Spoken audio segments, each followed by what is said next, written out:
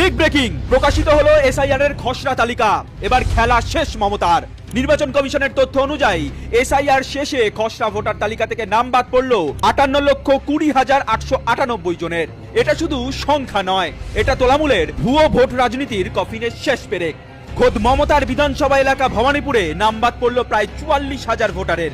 কলকাতা বন্দর বিধানসভায় নাম বাদ পড়ল প্রায় 63,000। টালিগঞ্জে নাম বাদ পড়ল প্রায় 35,000। বালিগঞ্জে নাম বাদ পড়েছে প্রায় 65,000। বেহালা পশ্চিমে নাম বাদ পড়ল প্রায় 52,000। এই পরিসংখ্যান থেকে একটা বিষয় স্পষ্ট, যেখানে যেখানে তৃণমূলের নিশ্চিত ঘাঁটি, সেখানেই সবচেয়ে বেশি ভুয়ো ভোটারের অস্তিত্ব।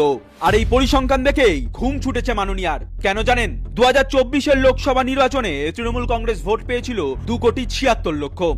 রাজ্যের প্রধান বিরোধী দল ভোট পেয়েছিল 2,34,00,000। পার্থক্য ছিল মাত্র 42 লক্ষ ভোটের।